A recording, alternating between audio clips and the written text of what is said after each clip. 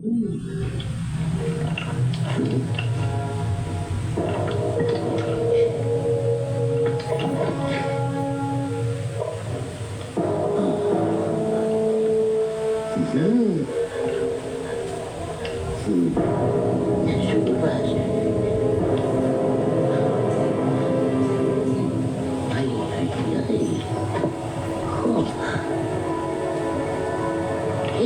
du, das ist egal. Sie bauen die Wege für diese Dinger. Das ist Fortbewegung, das ist Transport. Hier der Weg, die Stadt, Entwicklung, die Möglichkeiten. Junge, schau es dir an.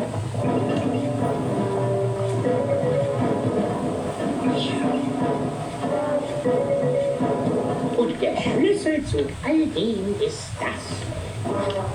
Wow! Oh. Juhu.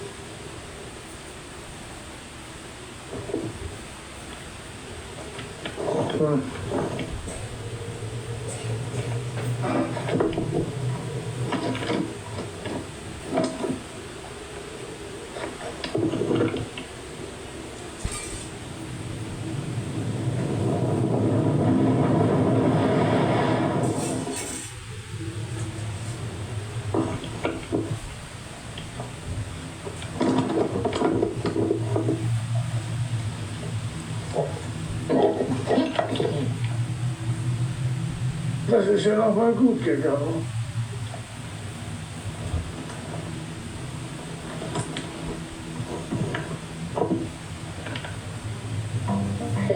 Ich will ja nichts sagen, aber du hast wieder gut Moos auf dem Kopf.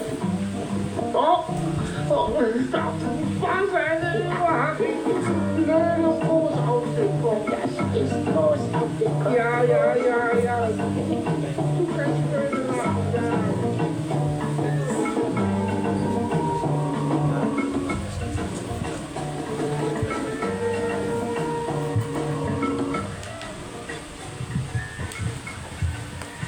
Put a light back on.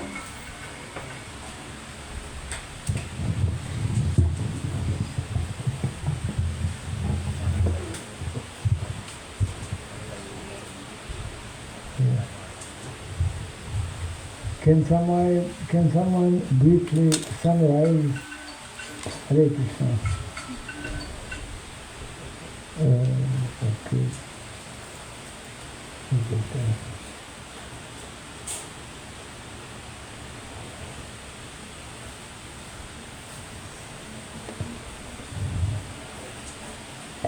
Can somebody briefly summarize? Okay.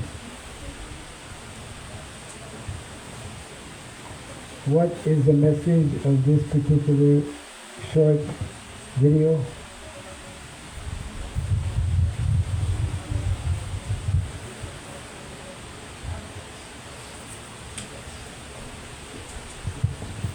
Yes.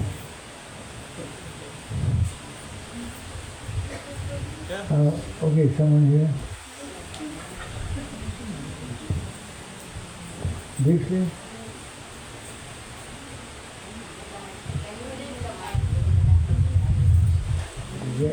Is there a...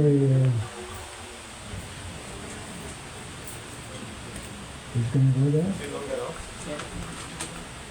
Okay, it is. Yes.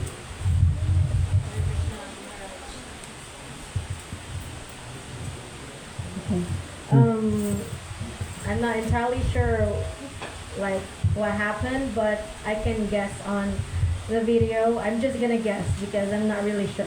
So based on the video, it started off with the stones being like they're kind of talking about like how they're getting the moss in their heads because the time has taken so long and there was no such kind of developments in the area.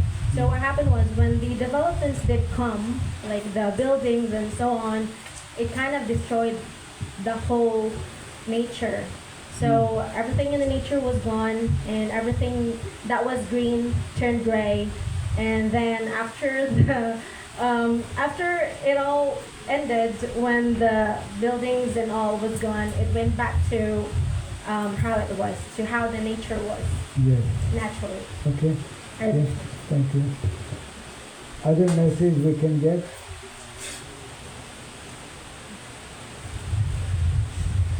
Someone?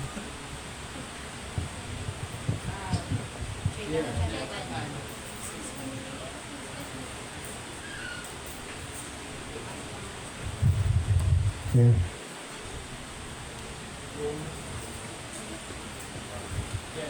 Okay.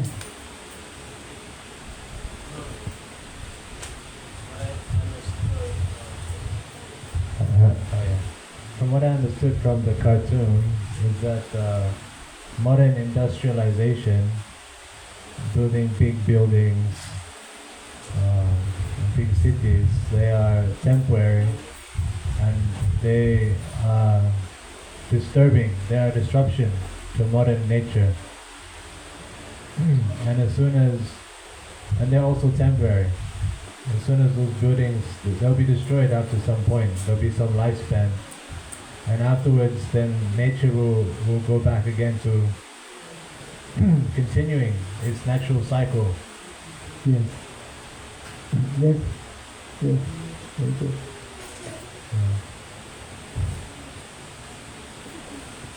Yes, that is correct. Actually, we can see in the video how all of this structure, modern development came up very quickly, isn't it? And as quickly as it came up, even more quickly, it became destroyed. So Prabhupada, he warned us many times that modern day civilization, because it is artificial, it is not based on sustainable principles and concepts. Therefore it cannot last. And unfortunately in modern day society, majority of people, majority of leaders, they are putting all of their hopes and aspirations in this kind of lifestyle, which is we find in the cities, and there is ever increasing, we call urbanization taking place, which is actually the opposite of what is advocated in the Vedic culture. Now sometimes the word is asked, but there were cities also in the Vedic times, which is true, isn't it? Dwarka was a city, Hastinapur, but they were Vedic cities. They were very different than our modern cities, number one. And secondly, even at that time, majority of people were not living in those cities. Only the kings would live there with others who were connected with the governance of organization of society. The vast majority of people, we see this in Cambodia. Even now, for example, if you go to Cambodia, when I first went, maybe 15 years ago, practically there are no big cities. Majority of people still living in villages. Now in the last 15 years, there's some changes. So this is directly connected with very important message that we receive from Bhagavad Gita and Srimad Bhagavatam. When we understand what is the primary goal and objective of life, then we minimize our material necessities of life. Not that we live in poverty, because when we look at the residents of Vrindavan, the residents of Vrindavan are not poor. They're not poor materially, and of course, neither are they poor spiritually. They are the most advanced devotees of the Lord, and they are the most opulent materially as well. That means that when we follow Dharma, when we properly follow Dharma, there will be both spiritual wealth and material wealth. All of our different material needs and necessities will be fulfilled. So this, in Mayapur, one of the communities developing, I was mentioning how there is, around Mayapur is expanding. We could say there is Mayapur and then there's Greater Mayapur. Like some of the Russian devotees, they're living in Greater Mayapur. More and more people are living in what we call, like in cities, outside of the immediate center, there are suburbs. So Mayapur is developing into different suburbs. There is Goda village, there is Jalangi Dham, like this. So one such community which is less known, where we have our project, is called Sri Nandigram. Sri Nandigram. And so I have some pictures I want to share about this project. It's about 1.5 acres of land where the project is presently developing. Let's see. But before that, we will look at some of the communities that are different communities in different countries, just to give an idea how there are some devotees who have been working towards helping revive this whole aspect of Varnasrama Dharma. We started actually with Indonesia. Prabhu Kishora can briefly, where's the mic? Microphone? Mic can kindly come back here. Since we have somebody from Indonesia, Prabhu Kishora can briefly explain what is this picture all about. Hare Krishna, Prabhu Imataji. So, briefly, I will explain about our project in Sumatra Island of Indonesia. We have started our village community. It's called Gita Nagari Baru, as mentioned by Maharaj earlier. We have started some 25 years ago.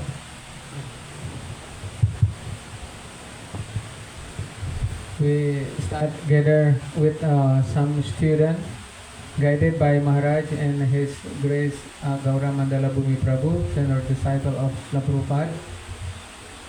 Where at that time was some students from University of Lampung rented a few rooms and practicing Krishna consciousness.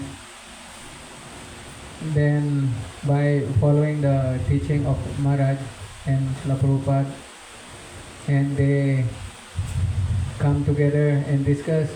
After we graduate from our study, and everyone will go to second ashram,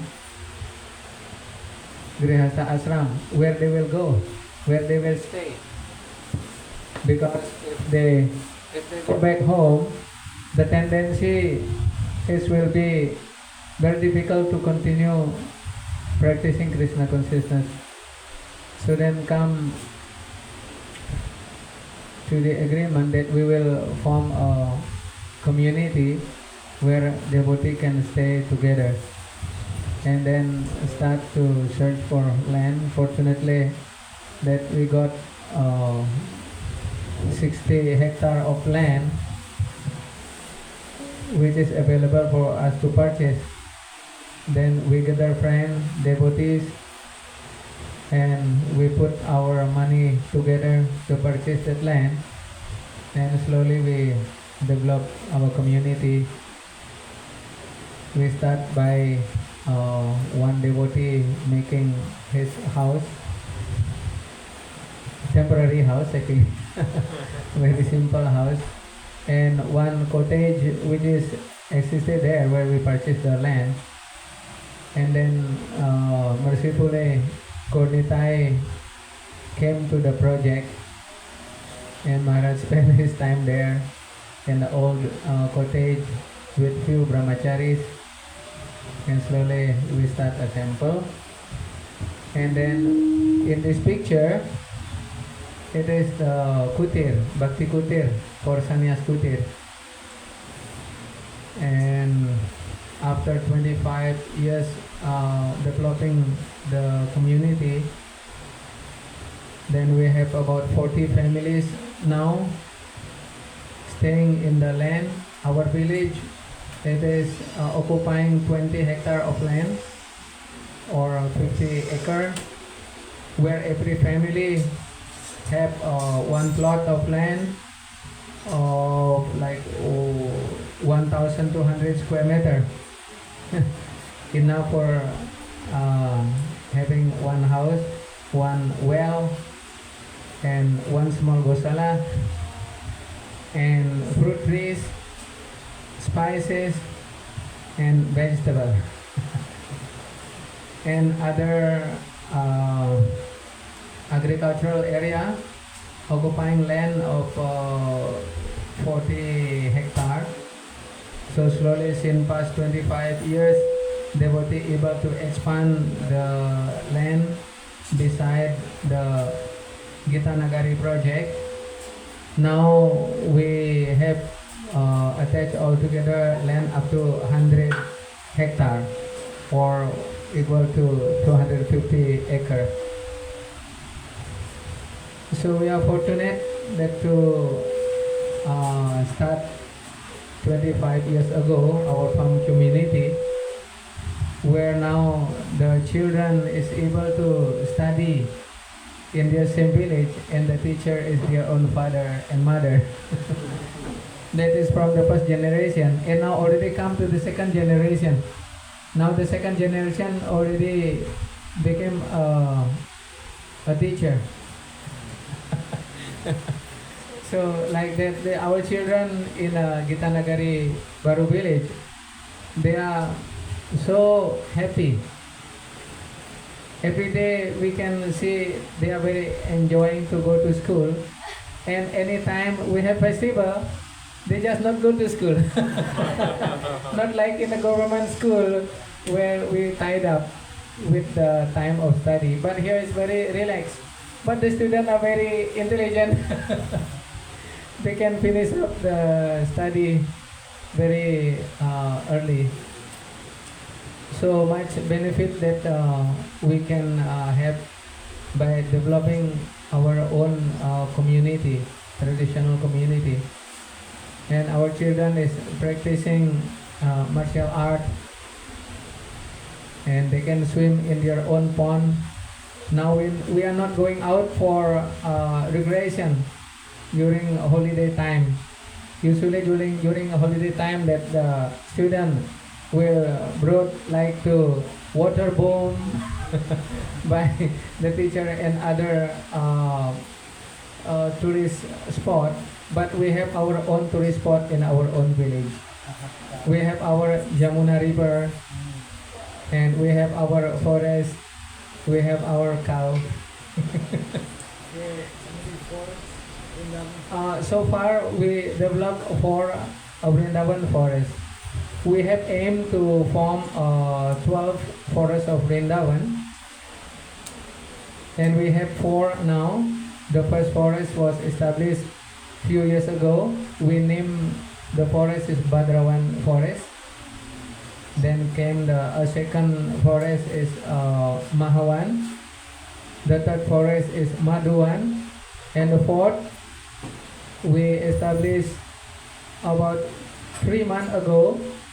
It is a Vrindavan forest. And devotee one by one start offer their agricultural plot to be named after Vrindavan forest.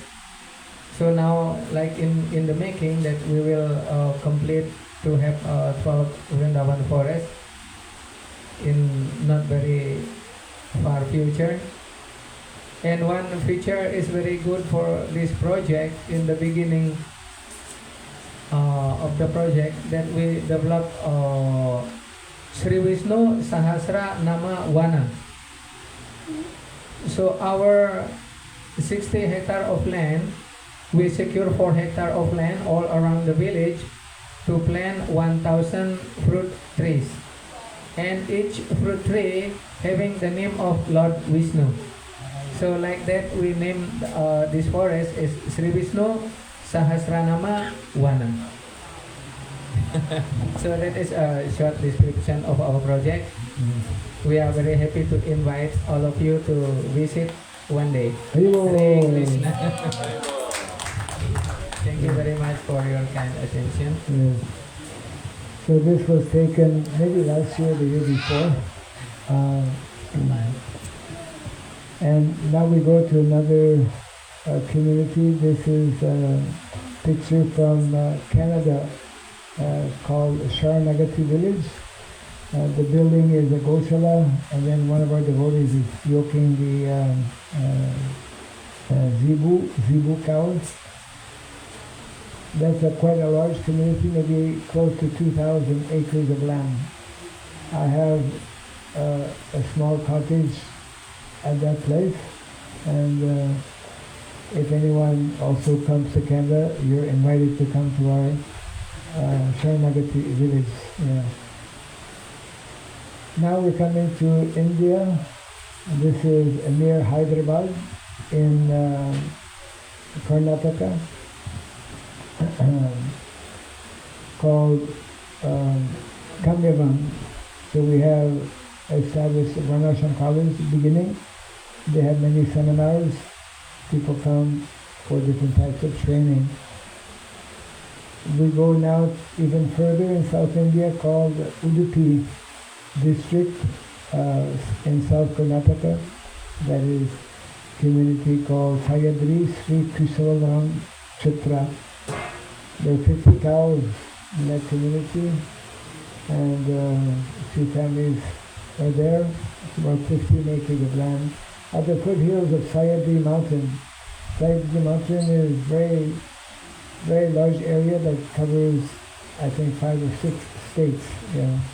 It's very green, very lush, many different fruit trees. This is your friend Kalarupa.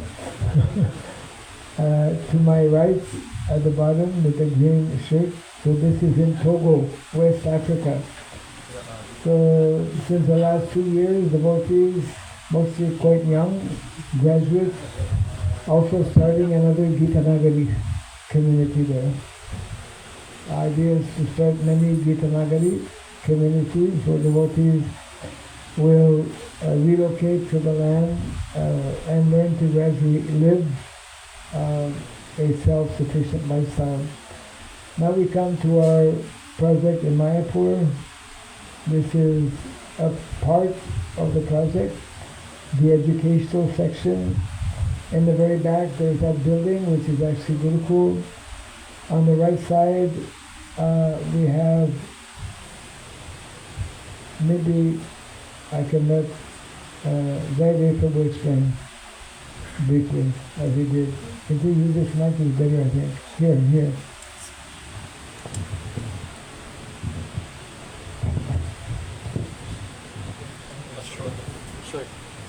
Hare Krishna.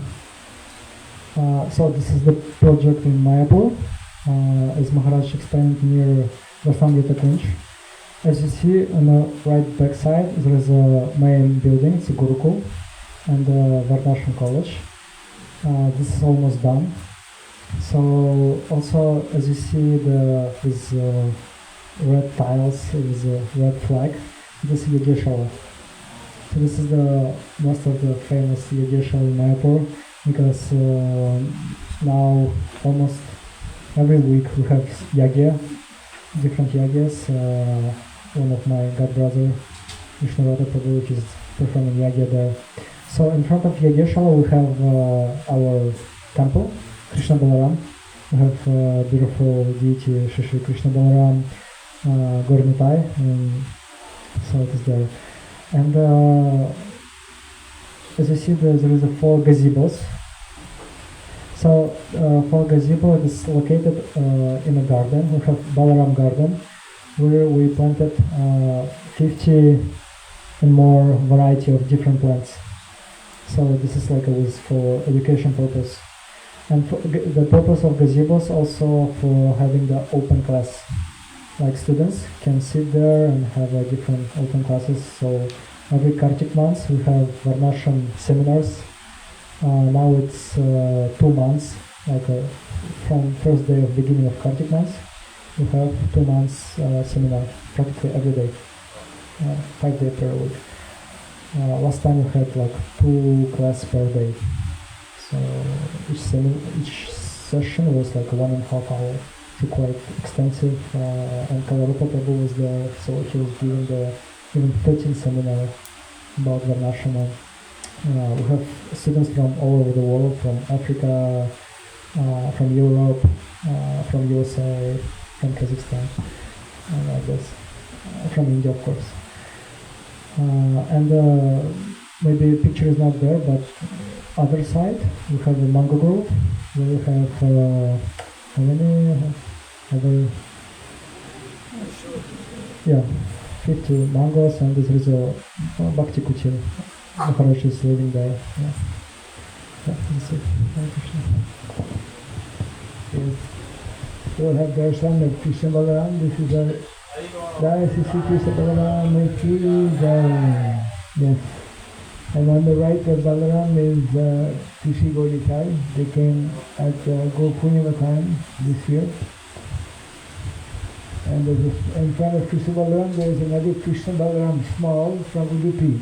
Udupi Krishna and Udupi Balaram also.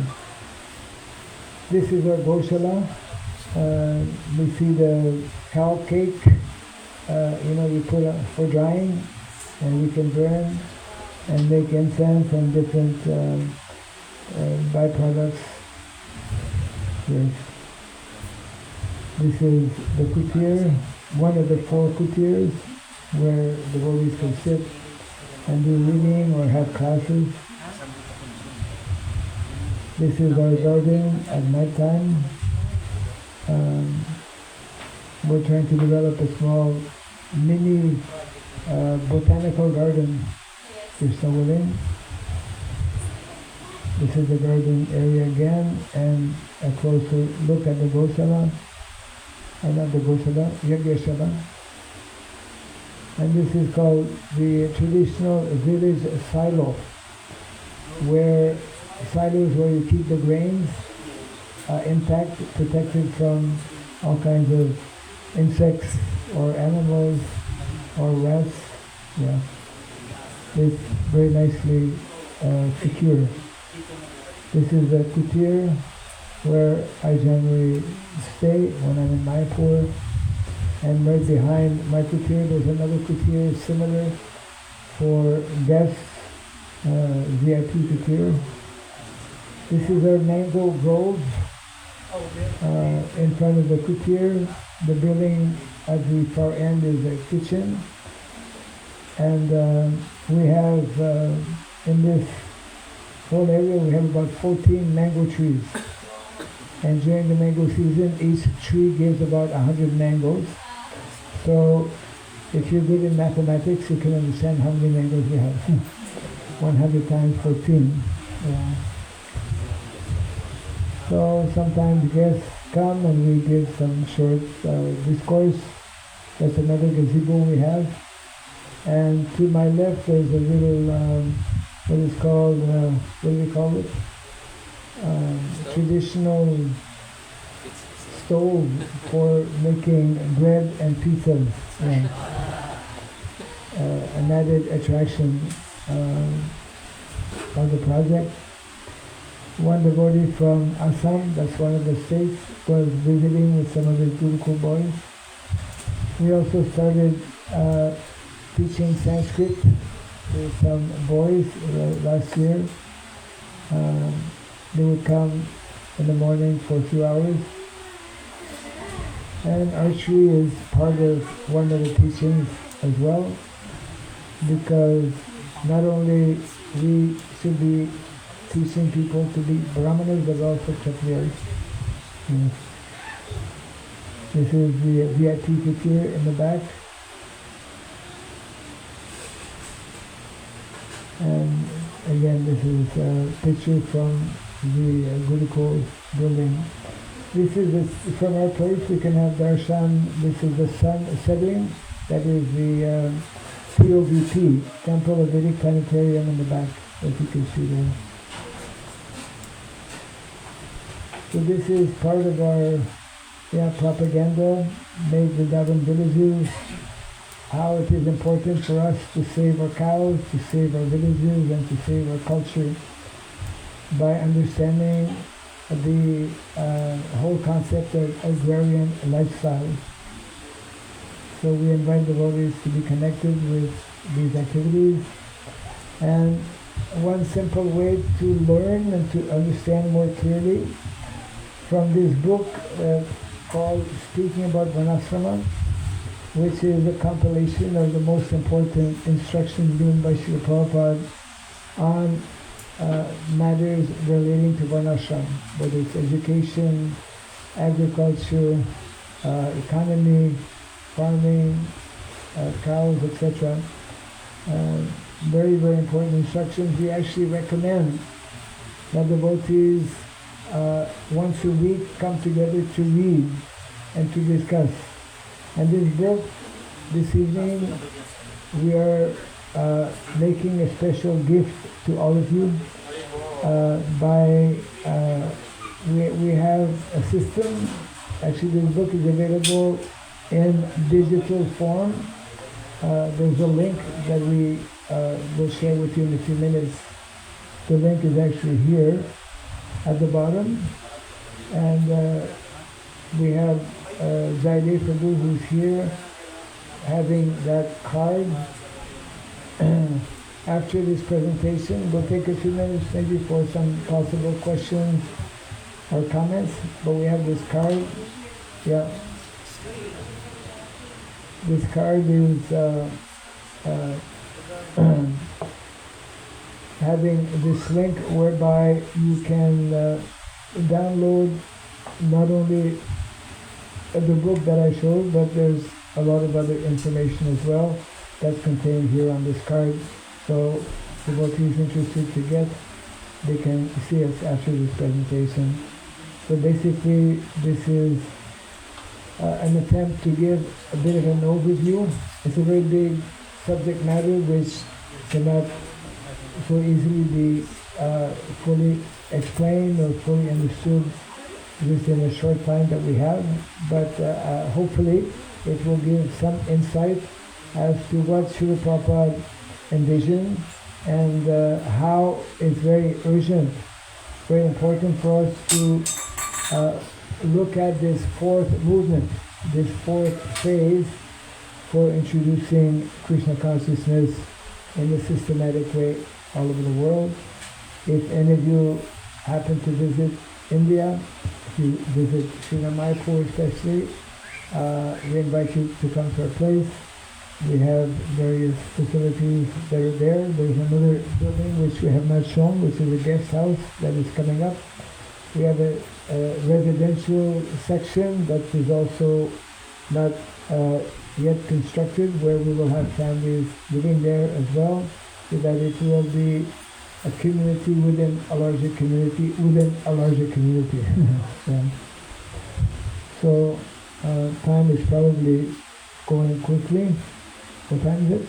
After 5 minutes after 9. Okay, wow, already. Yes. So we can take a few minutes for comments or questions, if there are any. Yes, microphone can be given, if possible. Yeah.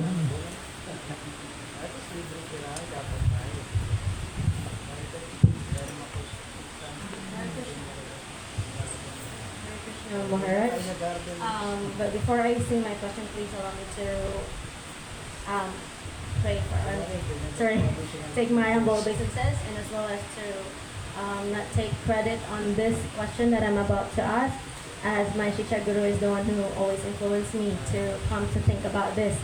So during the time that you were preaching in Indonesia and Cambodia, as I believe that you did, were there any differences in preaching between these two countries?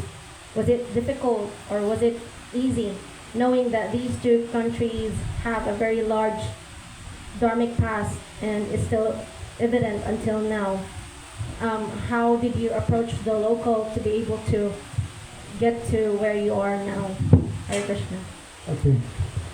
So specifically about Indonesia and Cambodia, the question, yeah? Both countries are having a very close connection, yeah, with the Vedic culture. And of the two countries, I would say Indonesia has been in many ways easier to kind of approach and to introduce, probably because although Indonesia is largely following Islam, it's the largest, Muslim country, largest populated Muslim country in the world, but their culture still very much remains Vedic culture. So the type of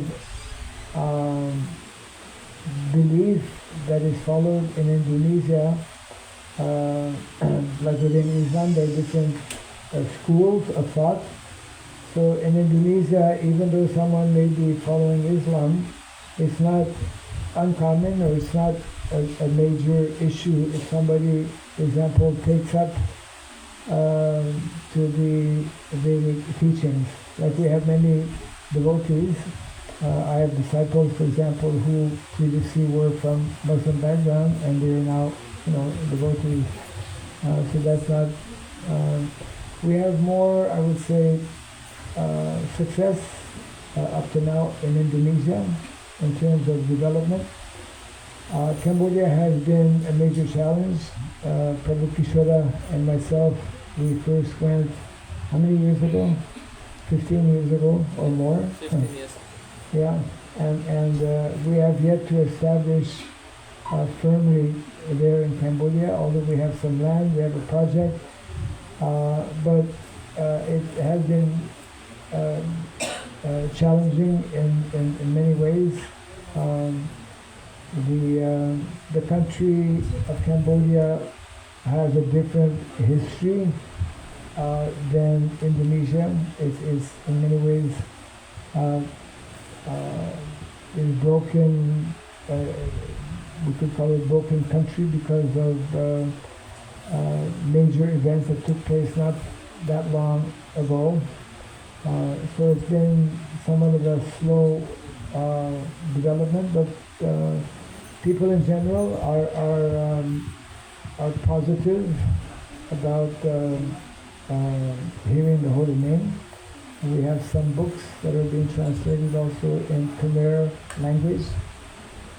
And we mostly it's been devotees from Indonesia, but Prabhu Kishora has been organizing to preach in Cambodia. Definitely, if anyone from the Philippines would like to come and spend some time in Cambodia, we're going there actually tomorrow. Maybe we can't take you tomorrow, but you can let us know if anyone happens to visit on that side. We have a small center in what is called Simrit. There are two major places, one being the capital, which is Phnom Penh, and there's a beautiful river that is called Mekong River. Mekong River is actually Ganga. It is the Ganga that is coming from Tibet. Mekong. Meg is referring to mother, Mother Ganga. it goes through the whole of Cambodia, then goes to Vietnam, and then in the ocean. So things have been more slow in Cambodia, but we remain hopeful that we have made a number of friends over the years. It's very interesting, actually. They have, even though, it's a little bit like Indonesia is like 95% Muslim, and Cambodia is like 95% Buddhist. They follow Buddhism. So, and there are some people actually who are following Hinduism. Yeah. So both countries have their respective challenges, and there are developments taking place a bit more quickly, I would say, in Indonesia, but there's some good signs for Cambodia as well. Yeah. Okay. Any other? Yes, Mike is coming.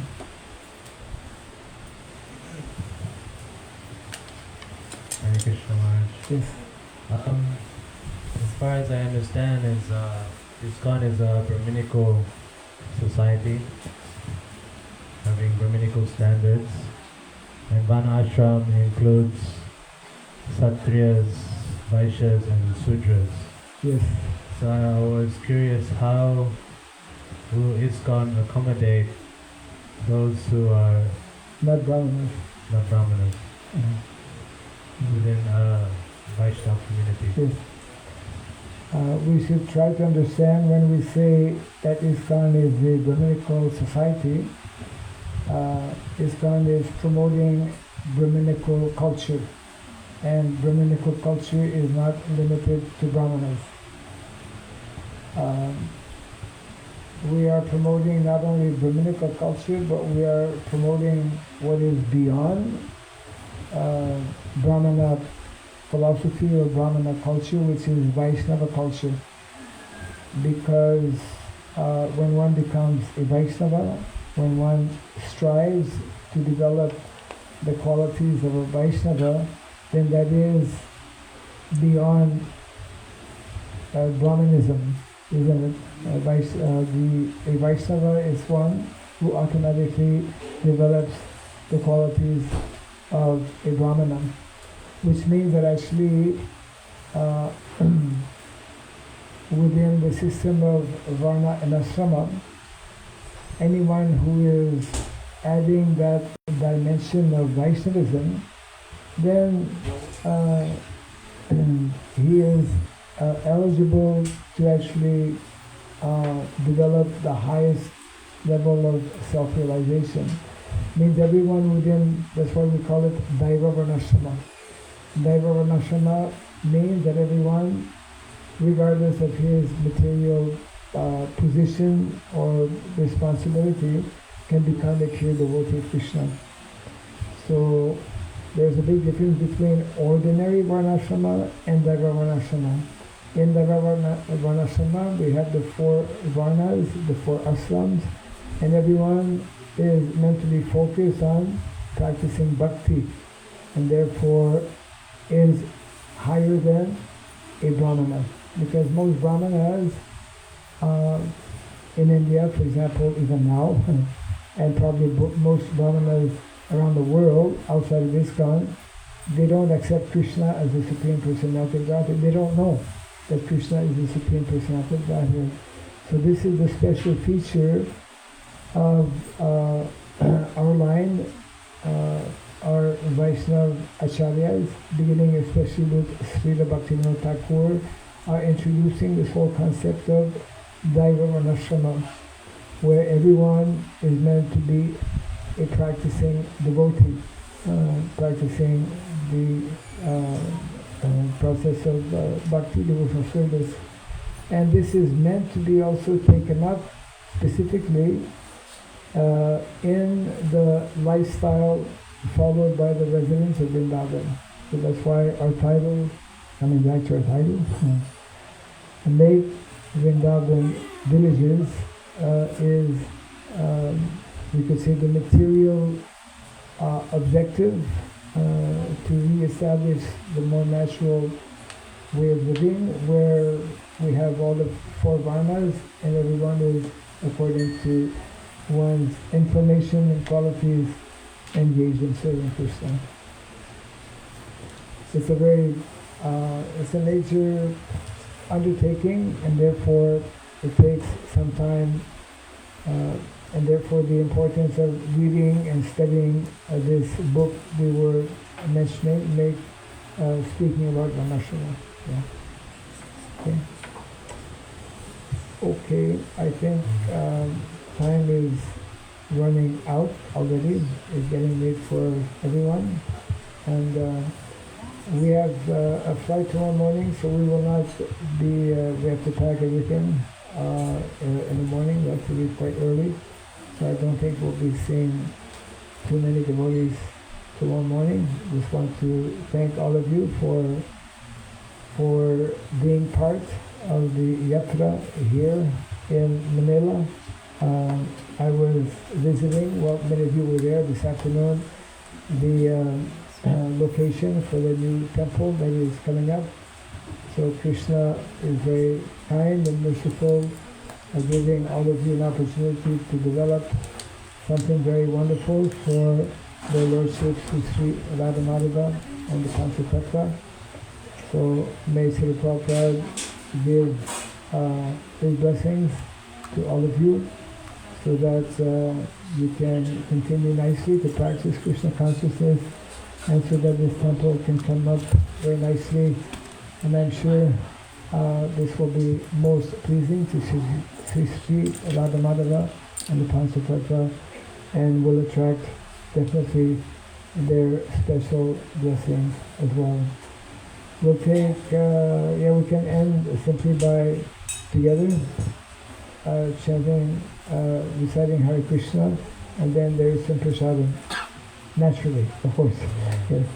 Hare Krishna, Hare Krishna, Krishna Krishna, Hare Hare, Hare Rama, Hare Rama, Rama Rama, Hare Hare. Jai Shri Harinam Sankirtan ki, Jai Shri Prabhupada ki, Gaura Premanande. Hare Hare Bol. Hare Krishna. So, starting with the younger generation, we say anak anak. Oh, yeah. Achmana. Achmana. Okay.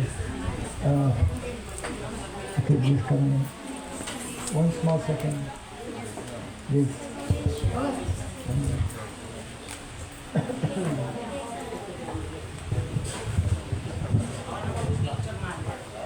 No one should leave without taking prasadam? Yeah.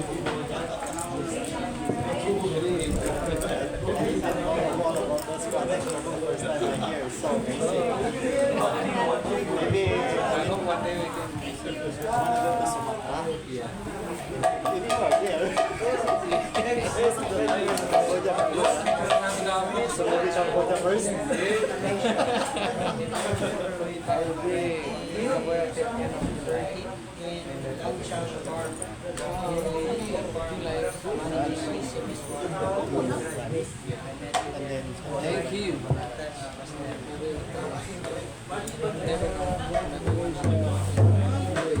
There already completed. Maybe 2 weeks only. Last week of August. Oh,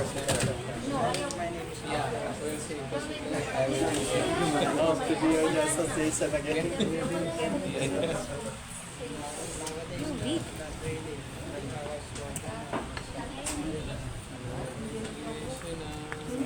Sweets, Prabhu. So you're based in Mayapur, Prabhu. Yeah.